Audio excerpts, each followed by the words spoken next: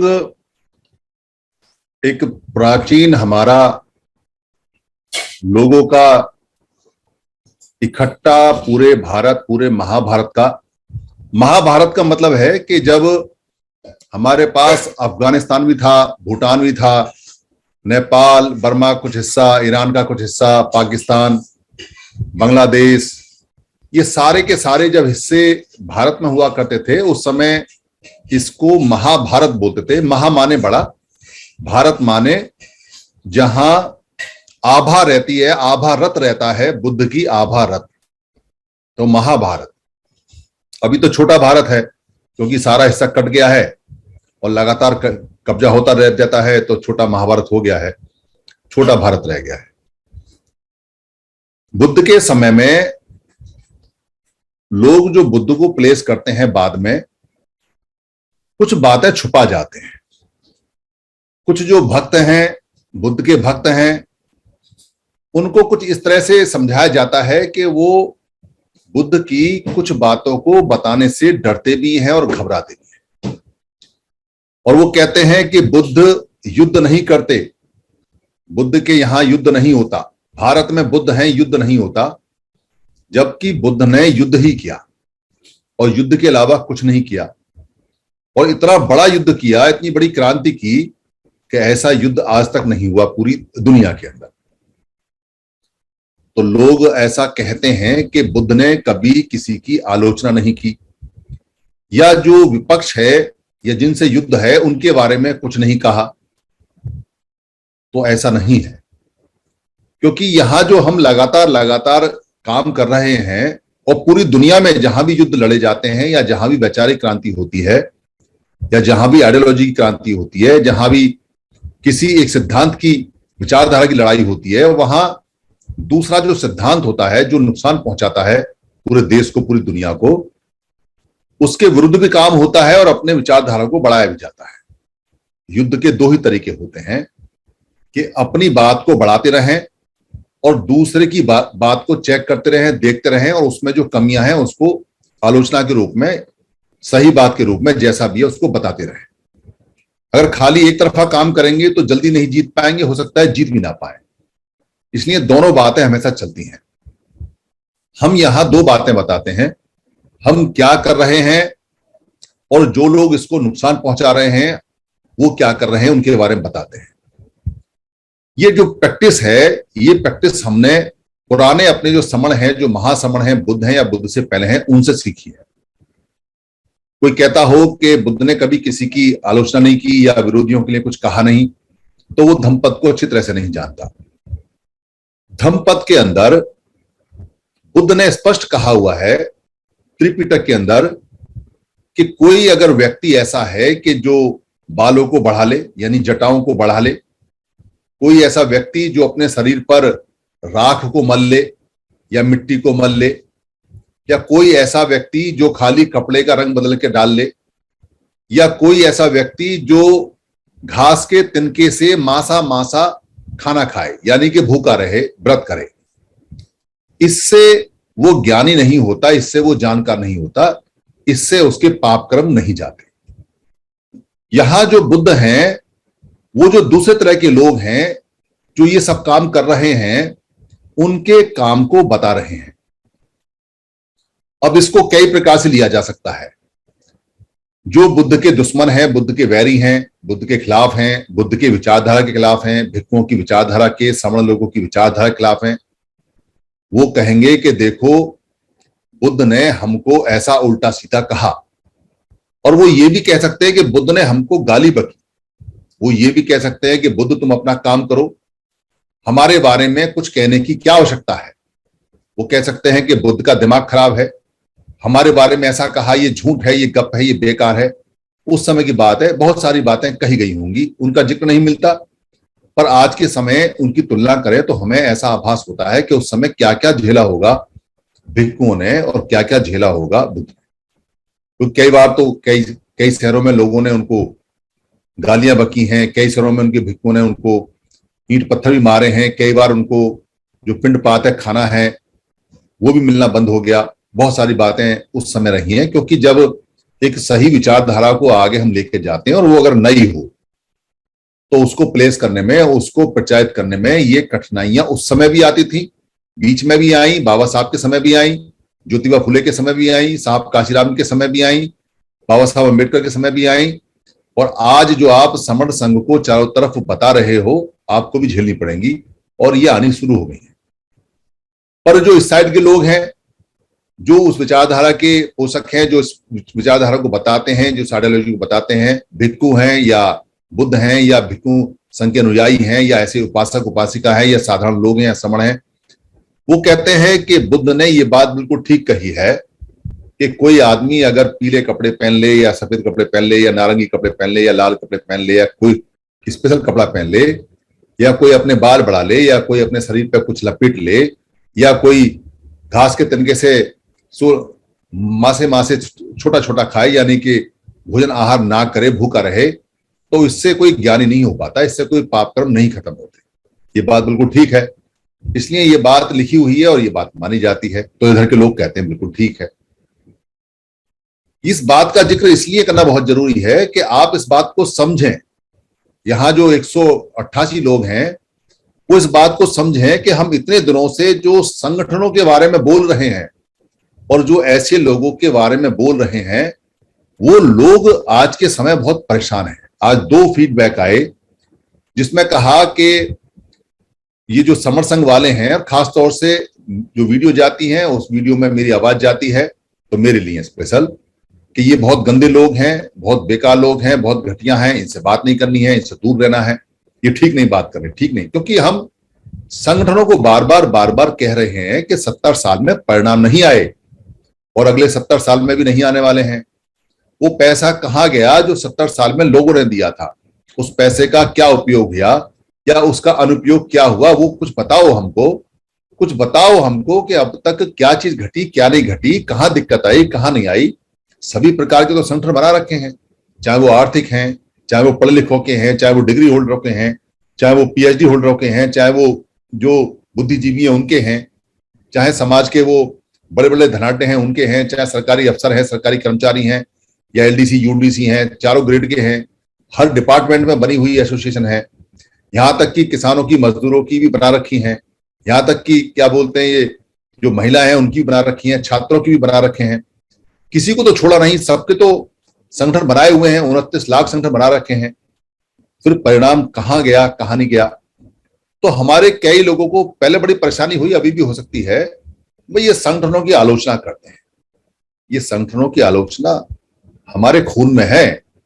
हम दरअसल संगठनों की आलोचना नहीं करते हैं, हम उस फेलियर की आलोचना कर रहे हैं जिसका प्रॉमिस ये था कि ये हमें आजादी दिलवाएंगे, ये हमारे दुखों से, कष्टों से आजादी दिलवाएंगे, ये हमें रोजगार दिलवाएंगे, ये हमारे रोजगारों को बचाएंगे, ये हमारे अधिकारों को बचाएंगे, ये हमको, हमारे बच्चों को हमेशा आगे रखेंगे और हमारे अधिकार आगे बढ़ेंगे। वो गारंटी जो हमें दी गई थी, उस गारंटी का क्या रहा, क्या नहीं रहा, हम आलोचना नहीं करते, हम तो सीधे सीधे सवाल करते हैं। और ये सवाल हमने अपने महापुरुषों से सीखा है, जिन्होंने साफ साफ कहा है कि इन कामों से कुछ नहीं हो सकता। वही बात हम कहते हैं कि भाई इन कामों से नहीं हो सकता, क्योंकि बुद्ध ने पूरे 6 साल तक ये सारी चीजें की हैं। ऐसा नहीं है कि बुद्ध को एक्सपीरियंस नहीं है, बुद्ध को कोई व्यवहार कुशल नहीं है या कुछ हवा में ले आए, वो कोई चीज हवा में नहीं लेके आए।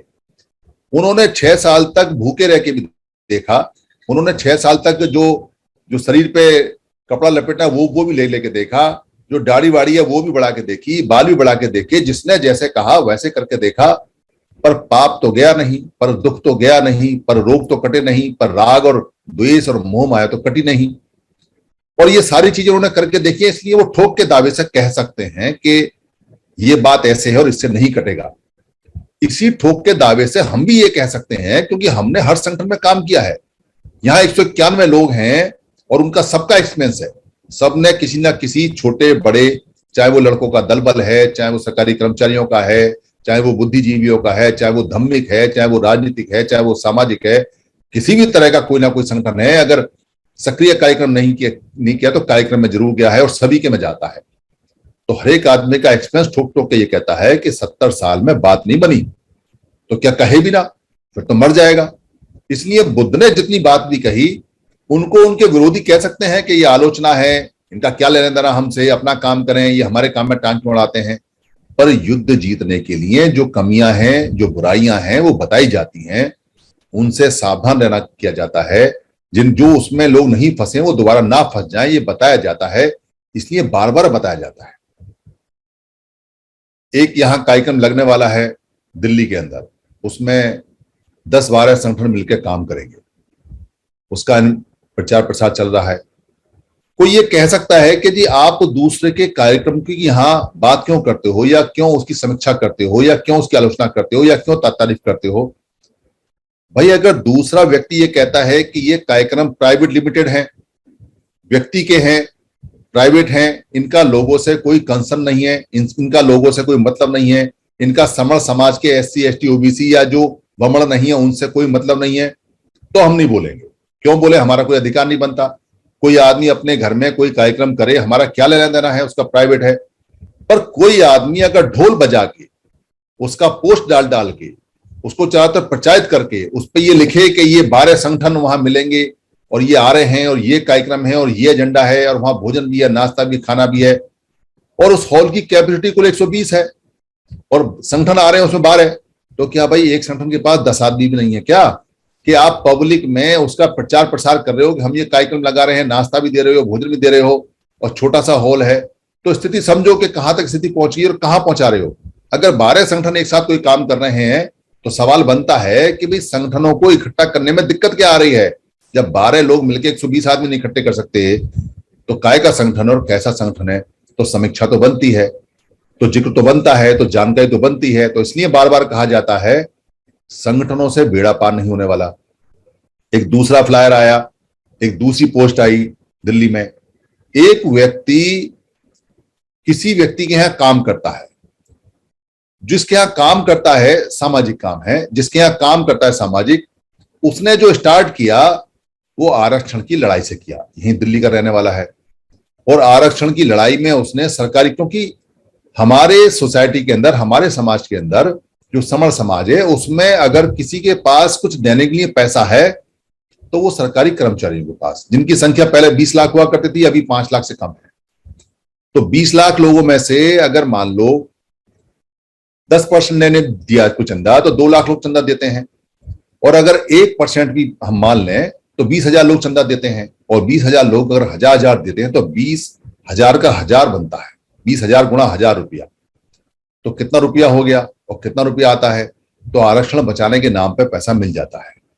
ये बहुत पुरानी बात है, करीब 23-24 साल पुरानी है, क्योंकि मैं उस आरक्षण बचाओ में कहीं कुछ इन्वॉल्व रहा हूं, मेरे पास से देखा है, नजदीक से देखा है। और वो जो व्यक्ति था वो व्यक्ति तो अपना निकल लिया क्योंकि उसका तो एजेंडा था, पर आरक्षण नहीं बचा। पर किसी ने नहीं पूछा कि भाई आरक्षण, और वो व्यक्ति आज भी आरक्षण बचाने के लिए कुछ ना कुछ करता रहता है। निजी क्षेत्र में आरक्षण बताना है, फिर और एजेंडे आ जाते हैं।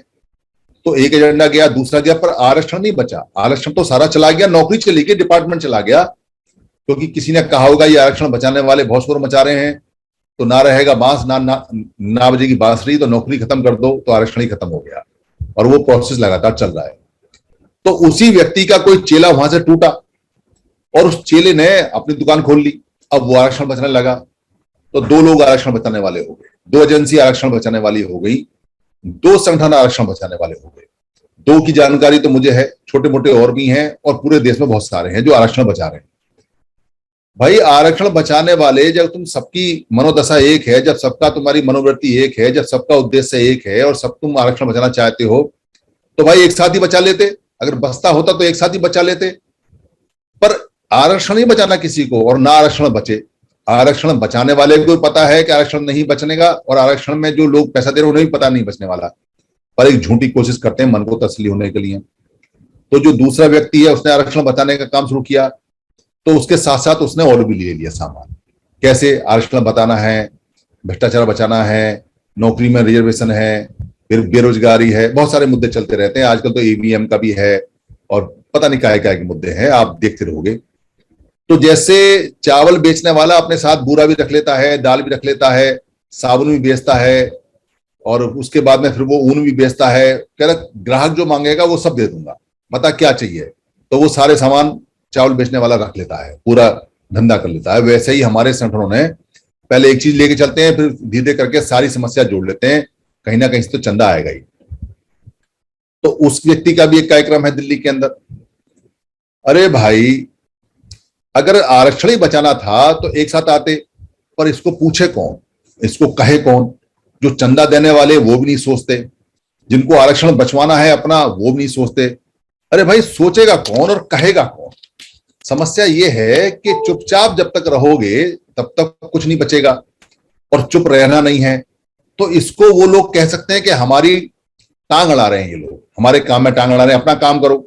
हमको तो बहुत लोगों ने ये भी कहा है आप भी चंदा लेना शुरू कर दो, क्योंकि हम चंदा लेना शुरू करेंगे तो चंदा लेने के लिए जो मना करते हैं वो कर नहीं पाएंगे, तो उनका रास्ता खुल जाएगा। फिर कहेंगे देखो हम पुराने हैं तो हमको चंदा ज्यादा दो, और ये समर संघ तो अभी का है, इसको क्या चंदा देना है। तो वो कोशिश में लगे हुए हैं कि भाई कैसे चंदा खुल जाए, पर चंदा नहीं खुलता अब, क्योंकि पुराने समय में संघ में कोई चंदा था ही नहीं, इसलिए चंदे का धंधा तो पूरा बंद है। चंदा ना लेंगे ना देंगे, ये तो हमारा नियम है, जो दूसरा नियम है, और ये बहुत इंपॉर्टेंट नियम है, और इसके परिणाम बहुत अच्छे आ रहे हैं। तो वो जो आरक्षण बचाने वाले व्यक्ति हैं उनसे कौन सवाल करेगा? अरे भाई, तुम सामाजिक हो या प्राइवेट हो? अगर तुम सामाजिक हो तो समाज में एक साथ आरक्षण बचा लो, चलो वैसे तो बचेगा नहीं, पर आओ तो एक साथ कम से कम। पर लोग उनसे सवाल करने को तैयार नहीं है, और जो बोलता है उसको कहते हैं आलोचना कर रहे हैं, जो बोलता है उसको कहते हैं ये लोग ठीक नहीं है। यानी हम बोलते हैं समर संघ वाले तो कहते हैं ये लोग ठीक नहीं है, ये बेकार लोग हैं, आरक्षण तो बचना चाहिए। भाई आरक्षण बचना चाहिए, तुम 21 साल से 25 साल से ट्राई कर रहे हो, कहीं बचता हुआ दिखाई दे रहा है तो बता दो, और आगे कोई योजना बना रखी हो। अब तो वैसे भी आपातकाल चल रहा है, अब तो वैसे भी कोई नहीं सुनता, पहले तो कोर्ट वोट सुन भी लेती थी, अब तो कोई सुनता है नहीं। 23-24 साल से तो किसी की सुनी नहीं आई, तो आगे कौन सुनेगा? तो ये जो अंधे रास्ते हैं, ये जो अंधे कुएं हैं, ये बहुत तरह के चल रहे हैं, और लोग नई नई समस्या लेके लगा रहे हैं। दरअसल वो अपने संगठनों का अस्तित्व बचा रहे हैं, अपने चंदे का अस्तित्व बचा रहे हैं, और हमारे बच्चों के अस्तित्व को खत्म कर रहे हैं, हमारे वजूद को फांसी लगा रहे हैं, हमारे बच्चों को गला घोटने की तैयारी कर रहे हैं। क्यों कर रहे हैं? क्योंकि जैसे बुद्ध ने उस समय बताया था कि ये जितने प्रकार के लोग ये काम करते हैं, इससे पाप नहीं जाता, इससे शुद्ध नहीं होता, इससे मुक्ति नहीं मिलती, इससे मोक्ष नहीं मिलता। मोक्ष तो मेहनत करने से मिलता है।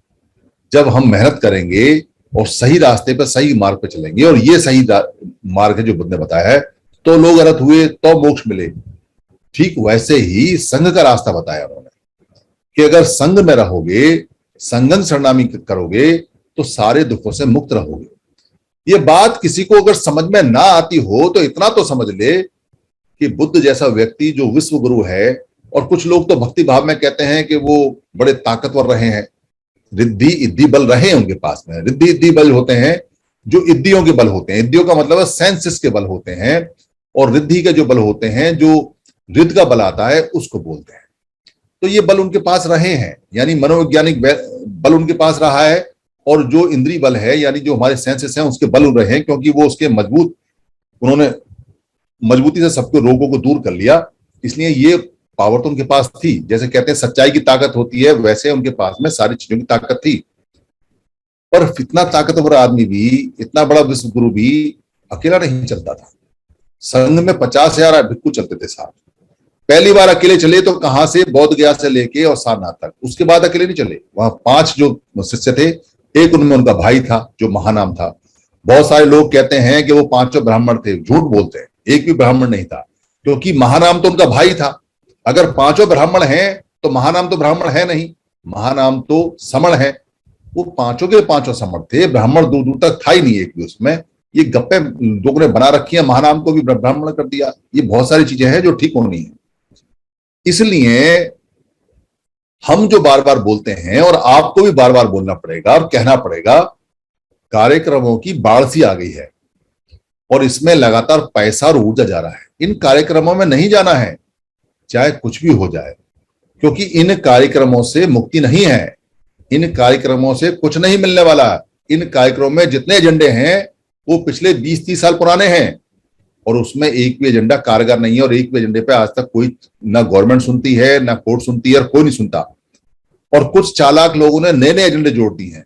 किसान आंदोलन जोड़ दिया है, वो जो मैक्सिमम प्राइस है, मिनिमम प्राइस है, वो जोड़ दिया है, बेरोजगारी जोड़ दी है, नया नया एजेंडा है, ईवीएम जोड़ दिया है, और कई तो ऐसे सूरवीर है जिन्होंने अग्निवीर भी जोड़ दिया है।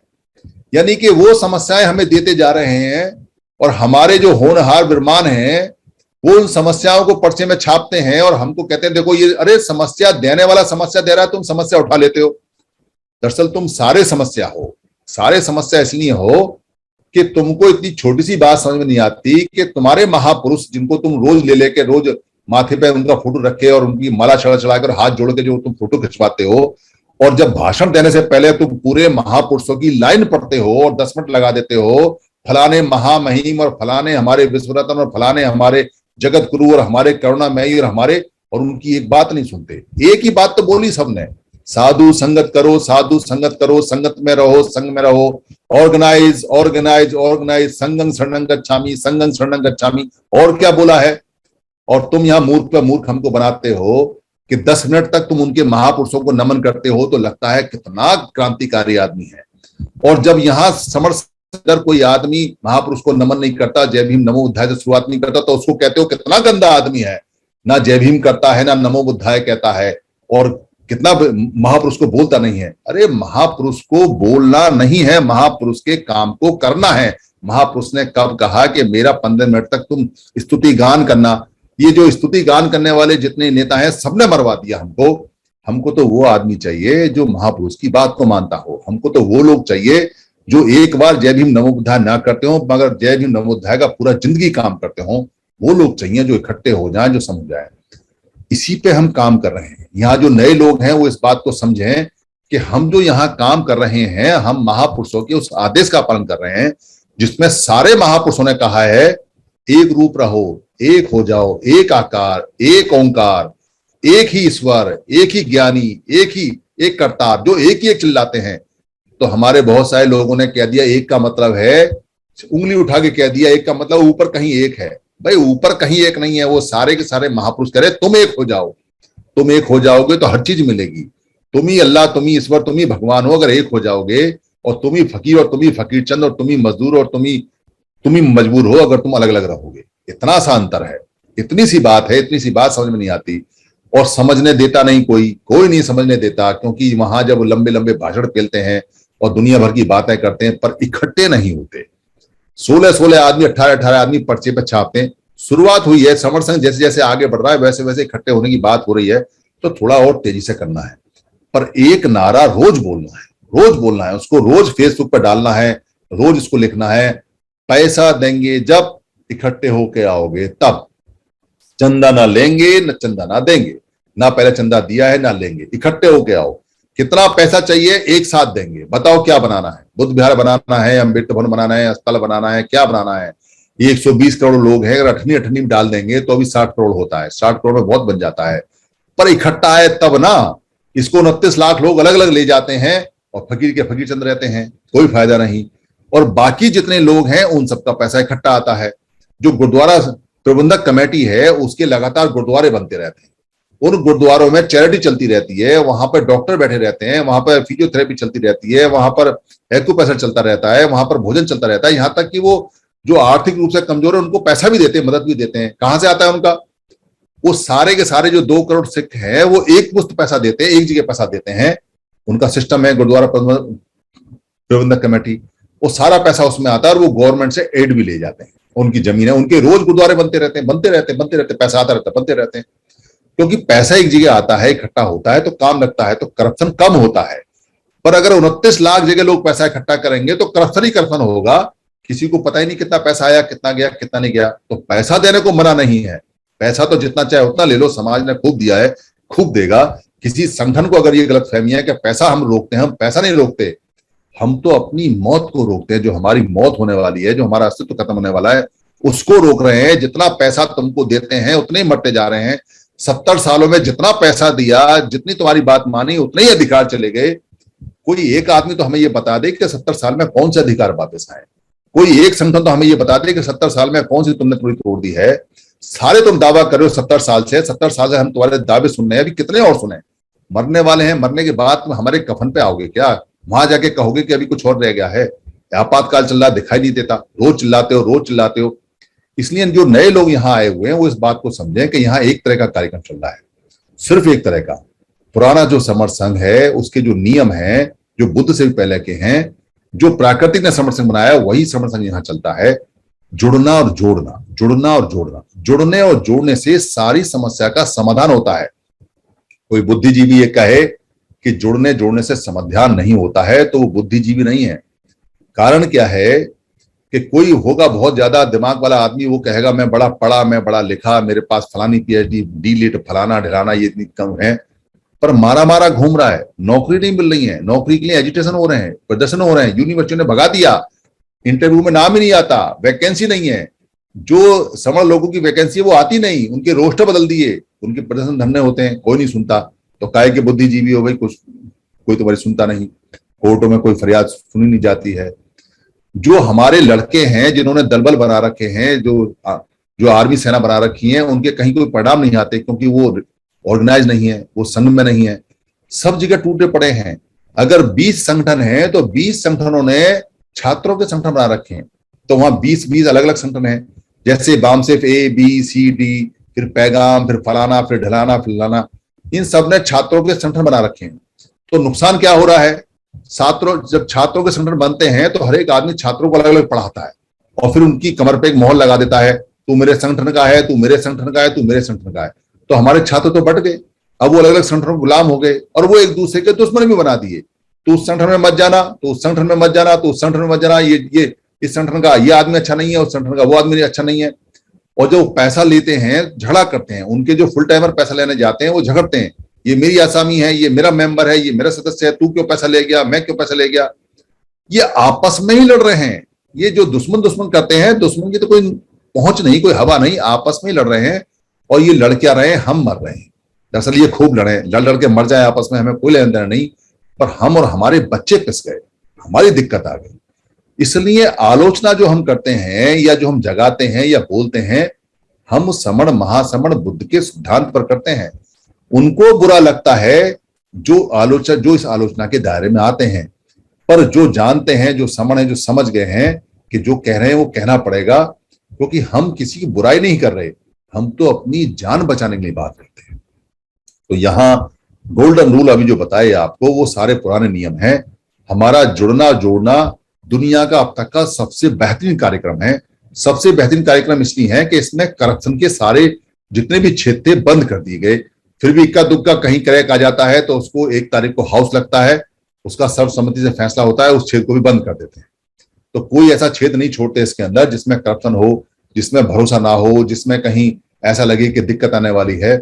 इसलिए समर संघ बहुत तेजी से बढ़ता जा रहा है, बढ़ता जा रहा है, बढ़ता जा रहा है, और ये बहुत तेजी से आगे आगे जंप करने वाला है। 1 दिवसीय हरियाणा संगति लगने वाली है। 25 जुलाई को हमने पहली बार जूम की मीटिंग से जमीन पर आए थे पानीपत के अंदर।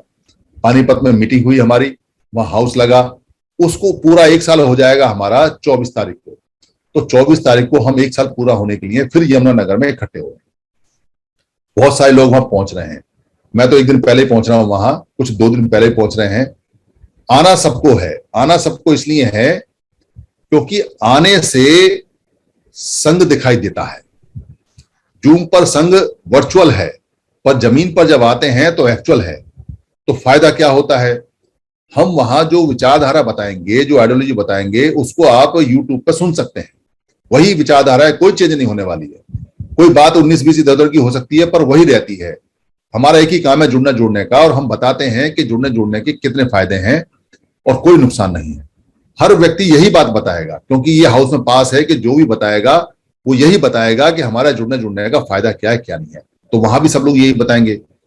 पर यह बात नहीं है, जब हम जमीन पर वहां आते हैं तो हमारे चेहरे जब एक दूसरे से मिलते हैं और हमें वहां अपने लोगों का जमघट और झुंड दिखाई देता है, तो उस संघ से एक शक्ति निकलती है, वो शक्ति सब में बढ़ती है। और जब हम वहां से वापस आते हैं तो हमारा जो सीना है वो 56 इंच का होता है और हमारा माथा ऊंचा होता है और खून हमारी नसों में दौड़ता है। हमको ये यकीन होता है 700 आदमी हमारे यहाँ बैठे हुए हैं और 70,000 हमारे दाएं बाएं हैं जो आ नहीं पाए, और पूरे स्टेटों में हम 70 लाख हैं। बस अब हमें इकट्ठा होना है, जीत हमारे करीब है। तो कोई कह सकता है कि इकट्ठा होने से जीत कैसे है, क्योंकि इकट्ठे होने से ही दुनिया के सारे काम होते हैं। जो पढ़े लिखे लोग हैं अगर वो अलग रहते हैं तो उनका शोषण होता है, इकट्ठे रहते हैं तो वो शोषण करते हैं। जो जंगल के अंदर जितने भी जानवर हैं जो इकट्ठे रहते हैं वो शिकारी हो जाते हैं, वो किसी को मिलके मार सकते हैं, चाहे वो उनसे शरीर में तगड़ा हो या कमजोर हो। पर जो जानवर अकेला घूमता है, चाहे वो शेर भी है, कुत्तों के झुंड भी उसको फाड़ देते हैं।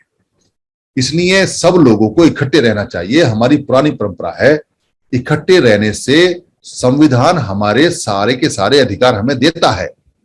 कोई पूछ सकता है नया आदमी है कैसे दे देगा। 2 अप्रैल 18 को हमारे पास ना कोई नेता था, ना कोई अभिनेता, ना हमारे पास कोई संगठन था, ना ही कोई हमारे पास कोई ऐसी चीज थी, ना हमने कोई अर्जी दी। सिर्फ हम इकट्ठे हुए, और इकट्ठे होने का नाम संघ होता है। संघ 4 घंटे के लिए बना, अपने आप बना, हमारे खून में है, हमारे जीन में है, और हमारा जो अधिकार गया था वापिस आ गया। इसलिए संघ वापिस लेके आ सकता है। किसान जब तक 32 टुकड़ों में रहे, 32 संगठनों में रहे, उनकी बात नहीं सुनी। पर 32 संगठन जब आपस में मिल गए और उन्होंने संघ बना दिया, 1 साल लगा पर उनकी बात सुनी। श्रीलंका के अंदर जब लोगों का संघ आ गया तो वहां के राजा को उनकी बात माननी पड़ी। ये दुनिया में जितने भी लोग हैं जब भी इकट्ठे हुए हैं उनकी बात मानी जाती है। तो इकट्ठे होने के 2 तरीके हैं, सड़क पर आके इकट्ठे होना या पहले से ही इकट्ठे होना। समझदार जो लोग हैं, जो हमारे बुद्ध जैसे लोग हैं, जो हमारे ज्योतिबा फुले जैसे लोग हैं, जो हमारे सम्राट अशोक जैसे लोग हैं, जो हमारे पेरियार जैसे लोग हैं, उन्होंने ये बताया है, बाबा साहब ने तो कहा है ऑर्गेनाइज रहो, कि आप पहले इकट्ठे हो, बेवकूफों की तरह सड़क पर मत आओ। इकट्ठे हो जाओगे तो संविधान को पता चल जाता है कि लोग इकट्ठे हो गए, संविधान उनके दरवाजे पर उनकी जो चीजें हैं पहुंचा देता है। तो लोग कैसे कैसे पहुंचा देता है भाई? जो सिख है वो 2 करोड़ है, पंजाब में इकट्ठे रहते हैं, और जब उनकी पगड़ी हिलती है कनाडा में कहीं या अमेरिका में कहीं, उनकी पगड़ी खोल के चेक करता है तो उसका बवाल मचता है। तो संविधान को पता चल जाता है कि मेरे इस बच्चे के साथ ये हुआ है, क्योंकि उनका संघ है। और यहां से जो विदेश मिनिस्ट्री है वो जाके उनको कहती है तुमने हमारे अपमान किया, इसको क्षमा मांगो, और उसको क्षमा मांगनी पड़ती है। क्यों मांगनी पड़ती है? क्योंकि संविधान कहता है कि आपने हमारे आदमी के साथ अच्छा नहीं किया, क्योंकि उनका जो संघ है वो संविधान तक पहुंच जाता है। इसलिए हमें इकट्ठे रहना है। अगर हम इकट्ठे रहेंगे तो मुंह खोलने की जरूरत नहीं है। इकट्ठे होने की आवाज दुनिया में सबसे बड़े लाउड स्पीकर में जाती है, इतनी ज्यादा कानों में पार हो जाती है। अरे वहां लोग इकट्ठे हो गए, वहां लोग इकट्ठे हो गए। सड़क पे भी अगर 10 लोग वैसे ही इकट्ठे हो जाएं तो सबका ध्यान चला जाता है। हम तो 120 करोड़ लोग हैं, जितने तेजी से जितने जल्दी इकट्ठे होंगे उतने जीत जाएंगे। जब जब इकट्ठे हुए हैं तब तब जीते हैं, जैसे जैसे इकट्ठे हुए वैसे वैसे जीते हैं, जहां जहां इकट्ठे हुए वहां वहां जीते हैं, जो इकट्ठे हुए हैं वो जीते हैं, जितने जितने इकट्ठे हुए हैं उतने उतने जीते हैं। पहले भी इकट्ठे हुए थे तो जीत गए थे, अब फिर इकट्ठे हो रहे हैं, जीतने की गारंटी है। संगठन कभी नहीं जीतता और संघ कभी नहीं हारता। संघ शिकारी होता है और जो संघ से बाहर होता है वो शिकार होता है। मर्जी आपकी है कि आपको शिकार बनना है या शिकारी बनना है। धन्यवाद। संघं नमामि।